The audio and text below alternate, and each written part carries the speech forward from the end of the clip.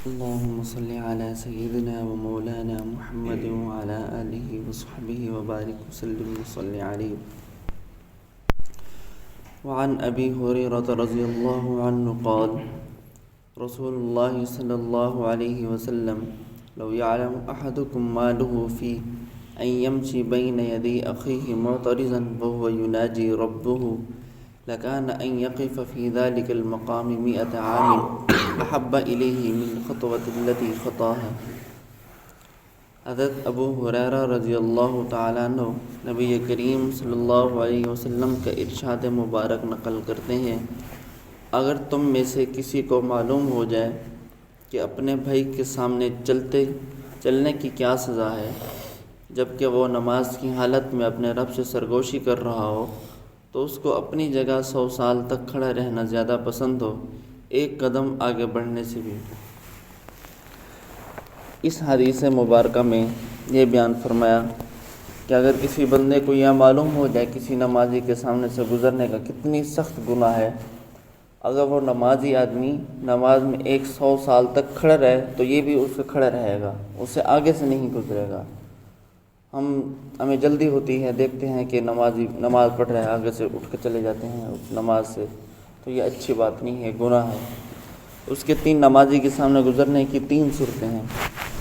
پہلی صورت یہ ہے کہ وہ راستہ موجود ہو، یعنی کہ نمازی آدمی گیٹ میں کھڑا ہے، دروازے میں راستہ موجود ہے گزرنے کا، لیکن وہ دوسرا شخص راستے سے صحیح طریقے سے نہیں جاتا بلکہ اس سے گزر کر جاتا ہے،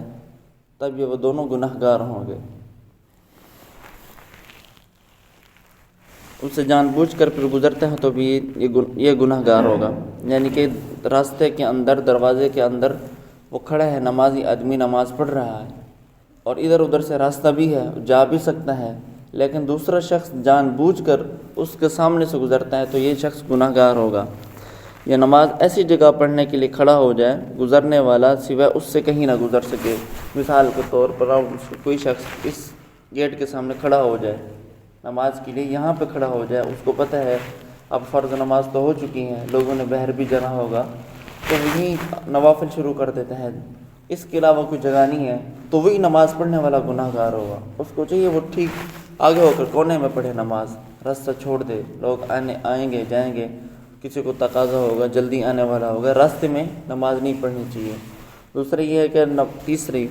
اگر نماز ایک طرف کونے کی جگہ چھوڑ کر درمیان میں کھڑا ہو جاتا ہے، یعنی کہ کوئی اور کونا چھوڑ کر درمیان میں کھڑا ہو جاتا ہے بالکل، تو لوگوں کو گزرنے کے لیے دقت و پریشانی ہوتی ہے، تو اگر وہ اس سے سامنے سے گزر کر جاتا ہے کوئی آدمی، تب یہ دونوں شخص گناہ گار ہوں گے،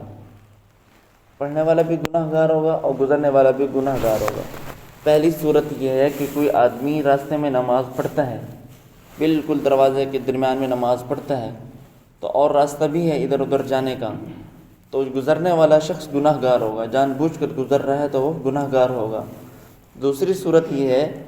کہ اس کے علاوہ نمازی آدمی جو اس جگہ پر نماز پڑھ رہا ہے، اس کے علاوہ کوئی اور راستہ نہیں ہے جہاں سے کوئی گزر سکے، تو یہ شخص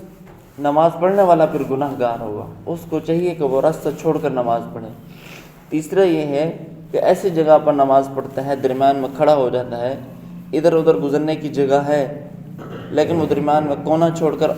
درمیان میں کھڑا ہو جاتا ہے، تو یہ دونوں شخص پھر گناہ گار ہوں گے، نماز پڑھنے والا بھی اور اس کے ساتھ گزرنے والا بھی۔ ہمیں یہ نماز کو ایسے طریقے سے پڑھیں، بس اوقات ایسے صوفی کھڑے ہو جاتے ہیں راستے پہ، لوگوں کو تقاضا ہوتا ہے وہ کھڑے رہتے ہیں، ہمیں چاہیے اگر بعد میں آئے ہیں تو پھر اگلی صف میں آ کر اپنی نماز پوری کر لیں۔ سنتیں پڑھنے کو ایسی جگہ پر پڑھ لیں جہاں لوگوں کو تکلیف نہ ہو۔ بس اوقات جس طرح ہم صحن ہے، صحن کے اگر بندہ آخر صفوں میں جس طرح ہم دوپہر کو بیٹھتے ہیں، اگر اس سے 3-4 صفوں کا آگے سے فاصلے سے بندہ گزر جاتا ہے